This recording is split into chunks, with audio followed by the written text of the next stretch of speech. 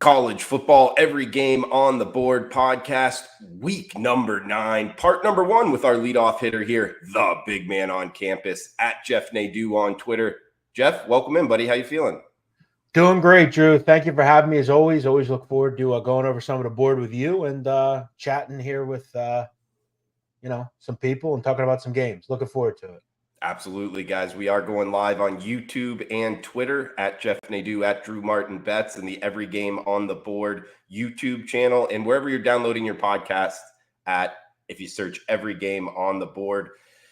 Make sure to subscribe. And if you're new to the podcast, guys, we just go through every single game on the board. It's down in rotation order. We're starting with Wednesday night. We'll hit the Thursday games, Friday slate, and the top of the Saturday card. And then we will bring in 3 more handicappers to go over the rest of the college football games on the Saturday slate. So, Jeff, starting off here, top of the Wednesday card, 105, 106, the rotation number, 7 o'clock Eastern kick, Jacksonville State and FIU.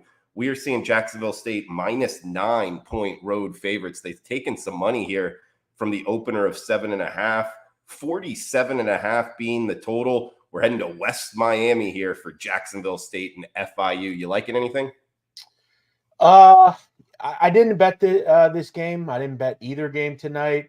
In this one, I've definitely been more impressed by both these teams. I didn't think FIU would be very good. They're actually a group that could go bowling. Only need 2 more wins. Jacksonville State has defied odds. They've actually been one of the better teams in Conference USA, which is quite interesting due to the fact that they're just coming over from FCS. That said, they've been a favorite twice. They've actually went 2-0 as a favorite. But FAU, I got to be honest, I think it's been okay. I don't think they're that bad. They had a nice win the other night against Sam Houston. I know that won't really move many needles, but they took care of business, won in overtime. I don't have much in this game. I kind of had this run right around a touchdown. I think there's probably some value a little bit maybe in FIU. If you're Jacksonville State, definitely the better defensive team here. But I'm not sure that they're great offensively. I kind of have it as a flip offensively. I kind of had it right around a touchdown. Lean FIU, but didn't bet it. Yeah, it seems like a big number here. Jacksonville State's going to have to win by doubles on the road. I think that's a lot to ask. I like the dog as well. We got UTEP and Sam Houston State up next. Sam Houston hasn't won a game yet this season, Jeff, and now they're 3.5-point favorites at home, 37 being the total, low total here. But being a favorite by more than a field goal, that says volumes about UTEP. And before I throw it over to you, I remember a Twitter video of you going over Jacksonville State and Sam Houston State from a few weeks ago. And it was pretty funny. I think you were on the right side, man. That was a funny one, at Jeff Nadu. But, anything in this game on Wednesday? Yeah, that was an improbable cover. I've not had much luck this year, Drew, in a lot of situations where – I've talked about this. Seemingly every week this year, I only bet about 4 or 5 plays a week. Every week I've had just something wild go on. Just it is what it is sometimes. But that was actually an improbable win that I had. Yeah, this is a wild one here. It's not often that you see a team that's 0-7 with really nothing to play for other than winning a game as a favorite. But I think, as you said, it really speaks volume about how bad this UTEP group is. They've kind of come back to realization that maybe the 3rd or 4th string quarterback probably isn't the right guy to have. They really struggled to move the ball last week against New Mexico State. That said, I also can't bet a team that's 0-7 to win a game. I think the play here is probably the under. I think anything above 35.5, I'd probably have some interest in. I just don't know where the offense comes from here. That said, I think if I had to pick a side, I'd probably lean on Sam Houston, wildly enough. They essentially have to win this game. I know people say, well, it's 3 and a hook, but I feel like Sam Houston just is in a better situation from an offensive standpoint. I like what I've seen at times from Logan Smothers. But I'll also say this. I feel like over the last couple of weeks, Sam Houston State had opportunities to win against bad teams, and they still found a way to lose the game. So, yeah, this is a rough one. This might be one of the roughest games of the season, quite honestly. This has not been a good conference this year. And I think losing groups like Marshall, La Tech's been down this year. This just hasn't been a real good conference. Yeah, Jeff, it's funny you bring up this might be the like the worst game of the entire season. And I'll tell you, I think the top 3 teams in Conference USA are all newcomers, meaning it's like Liberty, Jacksonville State, like teams that weren't even there last year. So yeah, man, this definitely is a rough one for sure. So we got Thursday, October 26th, and shout out to our sponsors of the show, Viva Tequila Seltzer, vivatequilaseltzer.com. Guys, go check it out. You can get it sent to your house. They're a Total Wine in Florida, all over the Northeast, from Boston, 4.5% ABV, zero sugar, vivatequilaseltzer.com, and Bet Online. Bet Online, the game starts here. We got Thursday night starting, Syracuse and Virginia Tech in the ACC. We are seeing Bet Online hanging 47 as the total and -3 out there. So if you're liking the Syracuse Orange, Bet Online probably the place to get on them, because 2.5 at a lot of other shops right now. So -3, that's Virginia Tech at home. Enter Sandman. Going to be a tough place to play. You liking anything in the ACC here Thursday, Jeff? I mean, you got to wonder where Syracuse's head's at. They're off a bye, which is nice, but they've lost the last 2 games, 81-10. They've just been not in any game over the last really 3 games. But, this is a game where you look at it and say, well, Virginia Tech is not Clemson, Florida State, or UNC. This is definitely really on a game level where they've actually played Syracuse pretty well, beat up Purdue, beat up Army, beat up Western Michigan, beat up Colgate. This is definitely really, I think, a better spot. I think this is kind of a rough game to lay 3 points. And I don't really know why Virginia Tech would be a 3.5 point favorite. They haven't played real well either. This is kind of a game to me that's a complete coin flip. I think Syracuse has the better playmakers as far as someone like Garrett Schrader. Another tough one, but I would lean on Syracuse. I think they're in a better spot here. I know they haven't been good recently, but that was against much better competition. Going to Vatech just doesn't have the same feel that it once did. And again, it's not like Virginia Tech's played particularly well either. I mean, I don't care that they beat Pittsburgh and Wake recently. It doesn't do a lot for me. This is also a team that lost to Rutgers. They lost to Marshall. They lost to Purdue. I don't really see why they should be a 3.5 point favorite. Give me Q's. Like the breakdown there, Jeff, as we head to the Sun Belt up next in the battle for GSU. We're talking Georgia State and Georgia Southern here, and we are seeing Southern -1.5 point home favorites in Statesboro, Georgia, 63 being the total here, Jeff. And this is a competitively priced game. It should be a good one Thursday night in the Sun Belt, a rivalry game. Do you like anything here with the Georgia Southern and Georgia State Panthers going at it? Georgia Southern, I've come to realize they're kind of one-dimensional, right? If you can stop the pass or get to the quarterback a little bit, they're going to have major issues because they just can't run the football. I mean, James Madison did a great job at really kind of exposing them. The problem is this Georgia State pass defense is a disaster. I mean, they're allowing almost 12 yards per completion, over 275 yards a game. The last couple, at least the last game in this series last year was very high scoring, 41-33. Neither team could really get a stop. These are 2 pretty good offenses, but I lean on Georgia Southern just because they're much more dynamic offensively. But I don't really want to get a stop here. I don't think either team get a stop. I felt like this was first to 35 wins. We haven't really seen a bunch of shootouts this year for whatever reason. I feel like we haven't seen a lot of them. Something tells me this is a good old-fashioned Sun Belt shootout, if you will. And that Georgia Southern offense, I think, moves the ball. Davis Brin is at times not look great, but I think against a bad pass defense, they should be able to move the ball. Sun Belt shootout. I like that, Jeff. You need to make that kind of the Jeff Nadu special for the weeknight action. And we'll go from the Sun Belt here to the AAC, guys. Both these teams, real quick, I just want to throw this out too. I kind of forgot to mention this. Both these teams kind of keep drives moving. Very good on third down. I think you see a lot of first downs, a lot of big chunk plays in this game. Neither defense is great. And again, this is something I want to kind of throw out there. When you see defenses are giving up, let's say 24 points a game in this conference, that's not good. I mean, this is not a good conference. You shouldn't be giving up that amount of points in this conference. it also shows me that at times they're willing to play a shootout. So yeah, for me, I'm gonna go with an over here. I don't disagree with you, Jeff. I think Georgia State's quarterback, Darren Granger, is really good. Yeah, he can move the ball with his feet and his arm. He's a transfer from Furman, and he beat out the incumbent starter at Georgia State. That was last season, I believe, and he's been really good for their offense. So I'm with you. I could see a lot of points as well. And it's a short week. You know, the defenses have less time to prepare for the offense they're going to see. So I think that could help the over as well. FAU in Charlotte, next one up here. It's just one singled out FBS Friday night lights game here. It's -4. That's the FAU Owls. Flying to Charlotte there. 41.5 as the total. FAU in Charlotte here, Jeff. Yeah, so one of the plays I bet last week, it was a banger that I played last week. Charlotte ECU under 42. It was an easy winner. Didn't even get close. This Charlotte team, Drew, is really hard to watch on offense. I mean, they just can't move the football. They have an issue at quarterback. They don't really know who the quarterback is. I have a feeling they just kind of struggle to move the ball and keep up with FAU.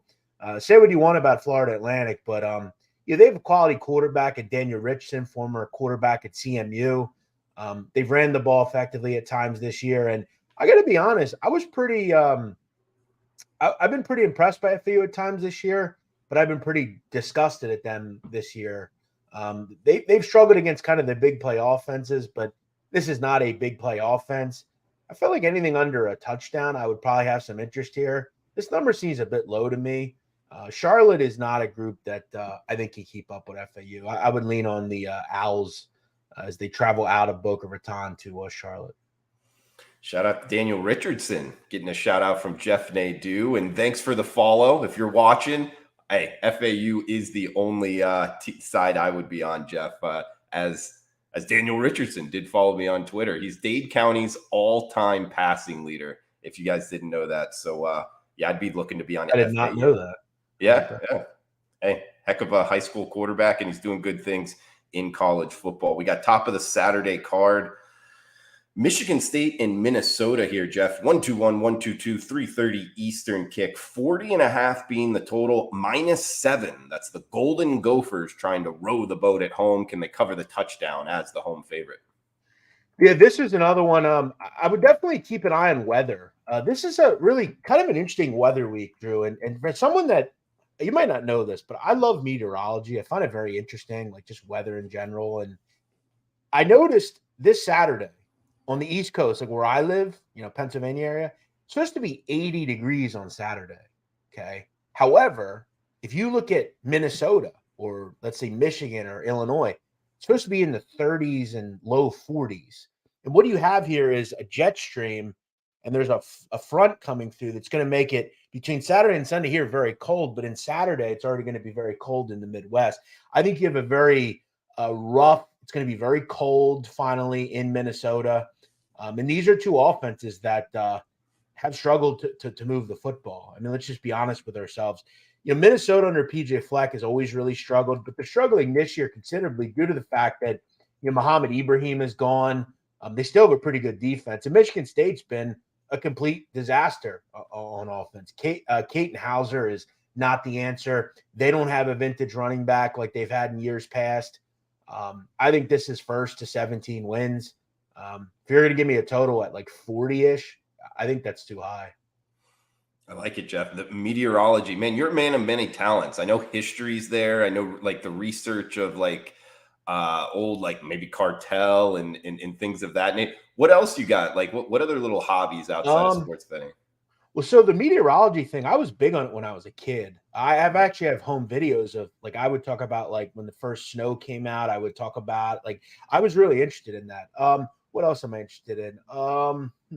I would have to think about that. What do I, as I get older, I really like, like gardening and like doing stuff around my house, things like that.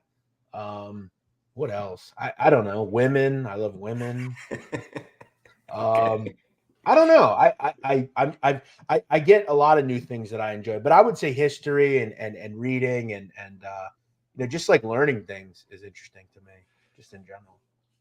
Absolutely, guys. He's a great follow on Twitter at Jeff Nadu. He's got the Sit Down podcast as well. If you like a little bit of history and going over some things, and interesting guy, knows his sports betting as well. And you can catch him here on the Every Game on the Board podcast as we're moving down. Hey, he's also another thing, academies, military academies. He's like an expert in. I remember that. I took a huge loss against him when we used to work at an old company. We were up against each other, and he absolutely smashed me. I think it was North Texas versus Navy in like 2016, and I was on the wrong side. So interested in your opinion, as always, on the academies. And we get UMass, the Minutemen, at the Army Black Knights. Army laying 9.5. Actually, Bet Online hanging a -10. Army as the home favorite, 48 being the total. You like anything UMass and Army, Jeff? Yeah, so this is a fascinating handicap because Army is not a top 5 rushing offense this year, okay? They're like 27th, which is interesting. They've struggled to throw the football. You look at the last 2 nights for Army when they played football, Drew. 62-0 they lost to LSU, and then they got blanked by Troy 19-0. However, when you look at some of their other games against what we would call more soft defenses, LSU against any military school is going to have success. LSU is a good rush defense and not a good pass defense. That's a good matchup for the LSU Tigers. You look at Troy, they're an elite rushing defense as well. But you look at against BC, Army scored 24. Against Syracuse, they moved the ball. And against UTSA, they dropped 37. I want to tell you, Drew, over the last couple of years, these are Army's point totals against UMass. 44, 37, 63. UMass is the worst statistical rush defense in America. They're giving up over 6 yards a carry. I think Jeff Monken all week is making it clear, let's run the football. Let's run the football. Let's run the football. Let's get back to what we do. This total is only 47. One thing I've noticed is you just cannot list UMass totals in the 40s. You just can't do it. They're not good enough on defense. They're one of the worst, like I said, in the country. And this offense is actually significantly better than in years past. UMass has actually been pretty fun to watch through the air at times. They've got a couple of different quarterbacks. And look, against like high-level opponents, they're not going to do well. But you look at like against Toledo, dropped 24, dropped 28 against Arkansas State, dropped 31 against New Mexico. This is dropped 28 against Miami of Ohio. This isn't a vintage like get blanked every week UMass team. They're going to be able to put some points on the board. I don't think this is a great Army defense either. 47 is too low. Over. Great breakdown there, Jeff. As we move down to the SEC, Tennessee and Kentucky, 7:00 Eastern prime time kick here in Lexington. 51.5 being the total. We're seeing BOL hang -3.5. That's the Volunteers as the short road favorite here, Jeff. Yeah, so I was pretty disappointed last week. I mean, this is kind of another rough kind of luck for me, right? I had under 49 Tennessee, Alabama. Had an awful first half, very high scoring. But in the second half, Tennessee just couldn't get a stop. They ended up scoring 54. It was a brutal one. Thought it was going to get a little lucky. I was really disappointed in Tennessee's defense, particularly in the second half. I was disappointed with both those defenses. I thought they were significantly better. Tennessee was kind of the tale of two halves, up 20-7 at half, lose 34-20. So they didn't score in the second half. Joe Milton, I thought was better, but he didn't move waves for me. I guess I'm trying to understand why they're a favorite in this game.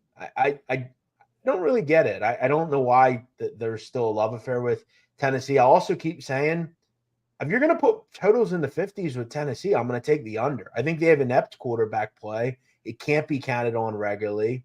I think Joe Milton's more the quarterback in the second half than the first. We know Kentucky's got a good defense, and we know what do they have an issue with. Quarterback play as well. Devin Leary's been bad. Tennessee's a good rush defense. I think we see the performance that we should have saw from Tennessee last week defensively. I think this is like a 24-21 type of game. To me, 51.5 is a little too high. I'm going to go under the total here. We'll move down the list here. UConn in BC, Boston College, -14 as the 2-touchdown home favorite. 51 being the total. UConn at BC here, Jeff. Now, I'm just going to tell you how college football teams think. UConn is 1-5, I believe, or 1-6. But Drew, They have 5 games left, and they'd have to win all 5 to become bowl eligible. So I'll tell you what Jim Moore is saying. This is the start of our season right now. We've got a beatable opponent. BC's not great. And there's a reason you're going to get, I think, a decent effort out of BC. I don't want to lay 2 touchdowns with BC. I just don't. I think UConn is bad. I'm not going to tell you that they're good or anything, but I don't know. This seemed a bit high to me, 14.5. It won't be a game I'm betting. I'm literally only talking about it because this is on our card and we have to talk about it. Though you look at sharp money, it's all over BC. They just think Utah's dead. But I don't know that neither of these teams is very good on defense. I kind of would put this more towards like 11.5. So if you're going to give me 14.5, I would lean on UConn. But I'm not betting it. Okay. BC can't stop the run either. That's another thing. Sure, Jeff. We'll move down the list here. FSU and Wake Forest. This is an early kick on Saturday, guys. We get FSU -3 touchdown road favorites, -20.5 at Bet Online, 51 being the total. Seminoles, Demon Deacons, Seminoles. They're trying to punch that ticket into the playoffs here, Jeff. How do you see that working out? What are your thoughts on this one? Yeah, so first things first, no look ahead for FSU. That's big. You also throw in the fact that FSU is, as you alluded to, you got to, have the style points here. They're not a team that as a lock. You got to keep winning every game. You got to win by 30 and 36 and 40. This Wake team is look, I thought last week was a great spot to back them against Pitt, but you look at it. I mean, it wasn't easy. They shouldn't have won the game. If Pitt just slid correctly, they'd have won the game. It's not like Wake did anything special. They're still dealing with a third-string quarterback. Santina Marucci was not good. I've said to you before, this is the worst team as far as sacks allowed in America. Nobody allows more sacks than the Wake Forest Demon Deacons. This comes across to me as a blowout opportunity. I would be on nothing more than Florida State here. Again, look, if they were playing, I don't know, Miami next week, then maybe I'd have a little interest in maybe grabbing 22 and just taking a shot here that this is like a BC type of game. But I think Florida State's on a mission, and Wake is a team to me that just isn't very good. They have bad quarterback play. This is not a Sam Hartman-led Wake team. They don't have a great receiver or anything like that. Plus, they can't protect their quarterback. You play a very good pass rush like we know that the Florida State group is. I have some real concern about whether they can protect their quarterback. I like the Florida State Seminoles. Jeff, do you have any thoughts on who the 4 teams in the playoffs are? Or are you not really, you don't really think about that? You're more like week to week. Well, yeah, I think if you just, we watch enough college football to tell. To me right now, it's Michigan, Georgia, Florida State, and probably at this hour, Washington. Okay. I mean, I can't see how you could put anybody above Washington until Oklahoma, beats a Tech, big time. They beat Texas, didn't they? Yeah. Still, to me though, I think I'll take Washington, but I think Oklahoma's right on the doorstep. Oklahoma still has a lot of tough games to play. Still got to go play Bedlam. Kansas won't be easy this week. But I think Washington will slip up. That schedule is just too difficult. I think in the end, Oklahoma should run the table. I'd have to imagine here. Okay. Yeah. I mean, I think it's setting up, for the Pac-12. You kind of alluded to it. Washington It's also been a good conference. Pac-12's been good this year, right? You have USC, you have Utah, you have Oregon. Yeah. But Washington still has a lot of tough games left. They still got to play USC, still got to play Wazoo. They have games that could be slip-up opportunities. Sure. And then they'll also have the Pac-12 championship game in Las Vegas. I think the toughest matchup for Oklahoma coming up would be this week. Like Kansas is, say what you want about them on defense, but they can move the football, right? Mm-hmm. And last year at times, Kansas was very plucky against Oklahoma. I still wonder if Oklahoma defensively is good enough. UCF kind of did what they wanted. And that concerns me this week if I'm Oklahoma, because while UCF's a good offense, so is Kansas, right? UCF's not a good defense either, but they score enough points to hang around. In a shootout, getting 10 points, throw in the fact that when you come to Kansas this week, that number opened 10.5. Sharps immediately bet it down to 10. I saw some 9.5s pop up. So that's a big move.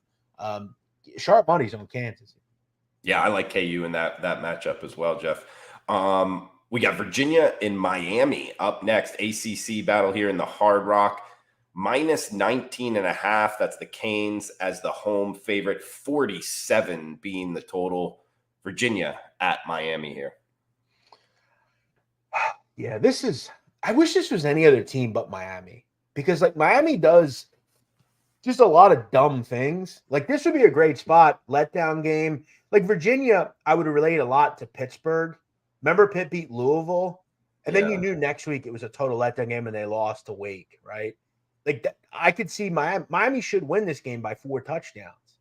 But they're such a Doppler team as we get into conference play that it's hard to back them. Slightest of leans here to Miami just because I think Virginia's bad on defense. I really do. I don't know how the hell they won last week, but it's just so hard to go from that high, in a bad season to now you got to come back and play yet another. Whether or not you think Miami's a good team, they still have elite athletes. They still get the top level recruits, and they're just stronger, faster, and more athletic than you are. It's hard though because Miami hasn't won a big. They've been blowing a team out in over a month. So I guess this could be a good spot at home off a huge win for a team like Virginia. I definitely lean Miami, but I won't be betting it. 2 games left here, guys, in this section. And huge shout out to all the comments on last week's video on the YouTube channel, Every Game on the Board. A lot of people liking the content, Jeff. We were talking about, football or women. You made a comment about it, and people were loving that one, saying, you always choose football first. So it sounding like they were disagreeing with you. But yeah, I don't know. I guess it really depends like where you are in your life. Like if you have, let's say you're 50 years old and you have a wife of 25 years, it might be a welcome sight for you to get away from your wife to go watch football with your friends. But like with someone like me who I like hanging out, going out, doing things. I'm still pretty young. I could understand where someone would disagree with me, but I think if you're my age or younger, like you're, let's say 25 or even 30, and you're actively going out to watch football over hanging out with girls, like to me, that's like crazy. Like I never would do that.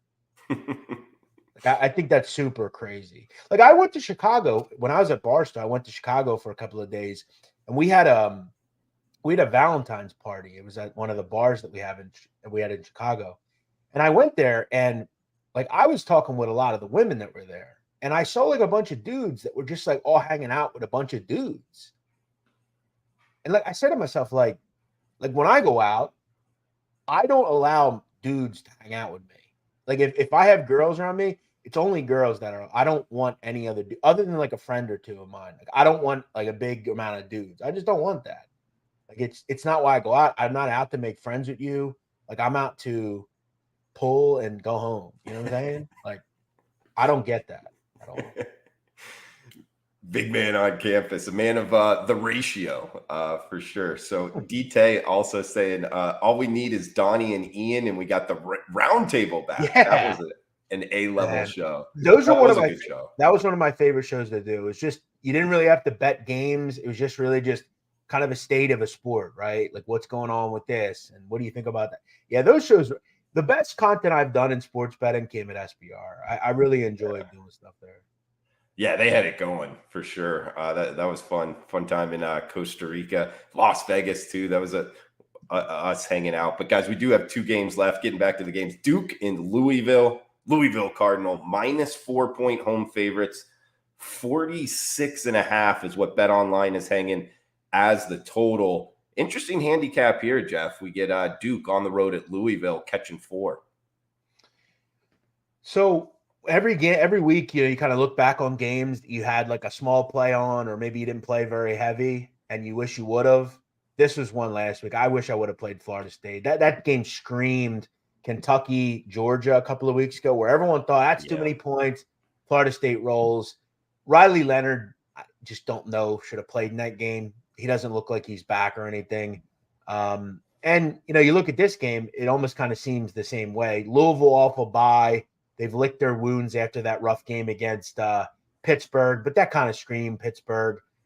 I like Jeff Brom, always have, always will. These are two teams that I actually really enjoy. I don't have much of an interest in betting it. I can make case for both sides. I think Leonard's getting there, but I have to see what the deal is with him kind of up to this hour, just because I think he probably kind of rushed back. According to some of the news stations down there, he's uncertain for this game. I think this number is telling you he's not going to play. And off a bye at home, I still think Louisville's a good football team. I don't knock them for losing to Pitt. We know those things happen in college football where you just kind of line up and some things happen. Jack Plummer had some rough throws in that game. Thrasher's in and out of the lineup injured. So, yeah, I like Louisville to bounce back off a bye. They needed the bye at that time. It came at a good time. I definitely lean on Louisville at home here. I don't think we see Riley Leonard in this game. One more game for this section, guys. Then we'll get a best bet from Jeff. And then we'll have 3 sections on for tomorrow.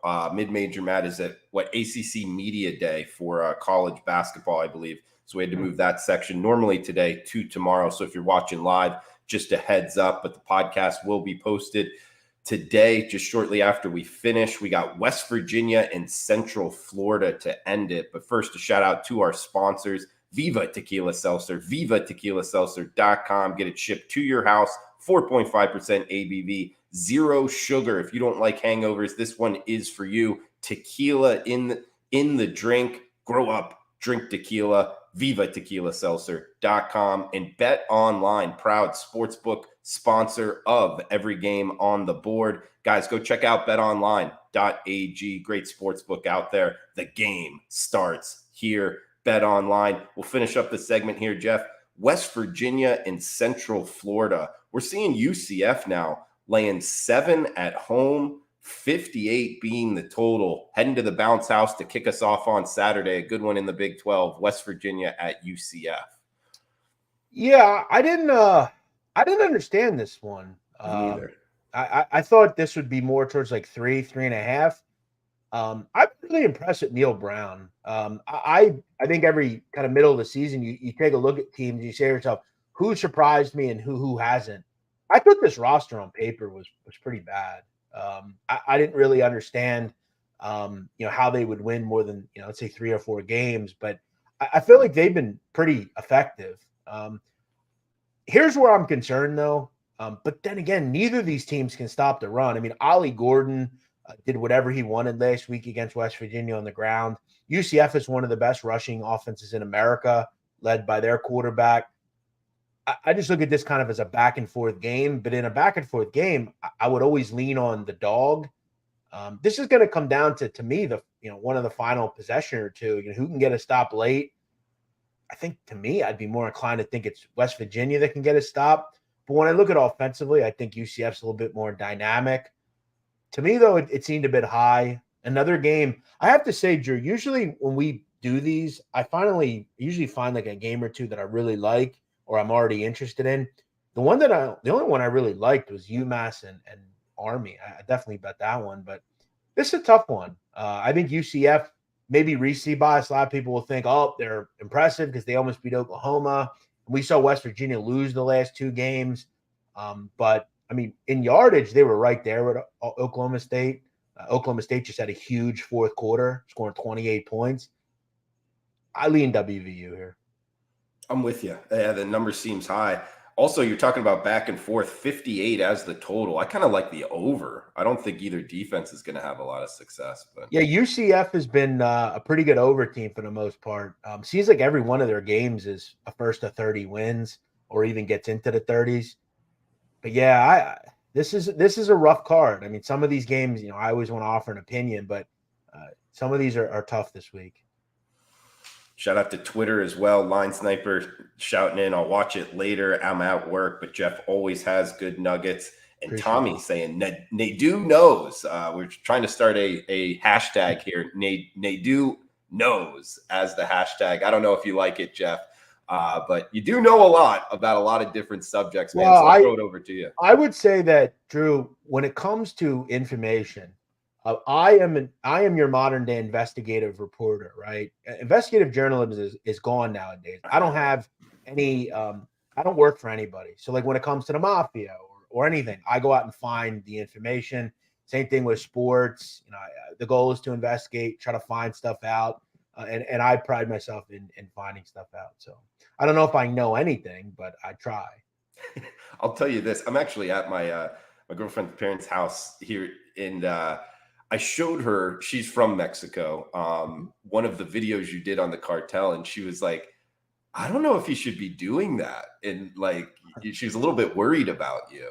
Yes, so I'll give her just a quick rundown, and I'd urge you to show her this.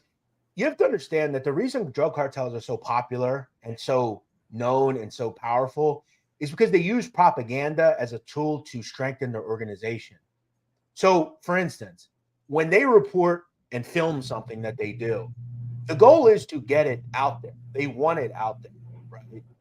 They don't shy away from the camera. They make it well known that they run these areas and these municipalities, and they are the kings. I don't say anything that anyone else doesn't report on. And a lot of the stuff that I report on comes directly from people that are in Mexico that are already reporting on it, right? So I have people that live and work in Sinaloa or Tamaulipas or wherever. And they, like, for instance, when those 4 Americans were kidnapped by the Gulf Cartel, I had a Border Patrol agent on the ground that sent me the photos that I put out. So I agree with what she's saying per se. For instance, if I lived in Durango, which is a state in Mexico, I may not do what I do. Just like if I lived in Brooklyn, I probably wouldn't report on the mafia if I lived in the 80s. I think you have to really just take things. But drug cartels want this stuff out there. They have propaganda networks, and they pay people to put this stuff out there. I just kind of do it for all of them and report on what's truly going on. All right, Jeff, I got one thing to roll by you before we get to best bet and final thoughts. Talking with people on the ground in Mexico that are now my friends, I'm hearing that those 4 people were actually, and this is just hearsay, I don't know for sure, we're actually running drugs through cartel territory. Have you heard that? I will say this. I think it's probable. Do I think they were there for like a surgery? No. Again, 2 people died, and I think their lives, the 2 people that are survived, are forever changed. And if you look into the backgrounds of all 4 of those individuals, 3 of them had drug charges on their records. Right. It's possible. I think they probably thought, well, it's Mexico, can't be that bad. We're American, they'll treat us all right. And that's not how it goes. You can't just, and this isn't America. If you go into America and you start selling drugs on a corner and you're not supposed to, you're going to have problems there too. I don't blame the cartel for doing this. The Gulf Cartel own Matamoros, and that's their area. And I don't think anyone faults them. Now, they made mistakes in doing what they did because they had to answer to the American government, and they had scapegoats. If you notice, within 24 hours, they handed over the people that did that. It was really just a propaganda campaign to say, look, we don't actually do this. We're good people. We give up these scoundrels that did this. It wouldn't surprise me. We'll never truly know. But yeah, do I think they were there for cosmetic surgery and supporting their friend? No. Yeah. Man, just wild stuff. Just where these stories come from, and then just everybody like repeats it like it's true. People are fascinated because, and I have that asked all the time, like, why do you talk about this stuff? Because it's happening in real time. Like the flow of drugs is fascinating, right? To like the person that's using them, to like where it came from. It's the global drug trade is fascinating, really. It's one of the biggest, I think, problems we have in our planet right now. And the fighting over it is really just, it's happening right now as we speak. So it's interesting. Supply and demand almost. Yes, at its absolutely. Yeah, ground level, guys. But Jeff, awesome stuff as always with the games, even off the field subjects. I know a lot of the people like it, guys. And Jeff, I'll throw it over to you, man. Final thoughts, and if you got a best bet, feel free to throw it out. Yeah, so I'm going to go to a group. I like to find teams that maybe had a struggle to start the season, or maybe played a tough schedule, or had a quarterback out. I'm starting to zone in on this San Antonio Roadrunner group. They seem like they're starting to really put it together on both sides of the football. You look at the last 3 weeks, 49-34 against Temple, 41-20 against UAB, and a 36-10 blowout on the road last week at Florida Atlantic. That's 3 straight wins by 20 or more points, or 15 or more points. I'm sorry. This week, they have a home game against lowly ECU. And look, I do a call-in every week with Greenville Radio down in ECU territory, and God love them. They love their football, but this football team just isn't very good. I think this could be the worst offense in America. They can't score. They're really struggling to put points on the board. One of the worst total offenses in America. I just think this is a case of a good football team that kind of beats up on a bad football team. I think this is like a 38-13 type of game. I think UTSA runs along and hides. This is a good team with a good quarterback who's back. Their weapons are making plays, and their defense has been quite good. I thought last 2 weeks they really bowed back defensively. UAB is a good pass offense, and they kind of shut them down. I like the Road Runners minus 18.5 against East Carolina. And guys, this sets up perfectly. Bet online, the low water mark here, minus 18. So Jeff, for your best bet, we got you down. UTSA, the Roadrunners, minus 18 at the Every Game on the Board podcast sponsor, Bet Online. He's Jeff Nadu. Follow him on Twitter at Jeff Nadu, the big man on campus, man of many talents, obviously knows his college football, amongst other things. You can catch him each and every week here on Every Game on the Board, wherever you're downloading your podcasts at, Every Game on the Board, on YouTube as well. And we go live on Twitter at Jeff Nadu, at Drew Martin Betts. Please rate and subscribe to the pod. Also on YouTube, feel free to comment below, guys. Thanks for tuning in. We will be back tomorrow with part number 2, 3, and 4 of Every Game on the Board. Cash those tickets until then.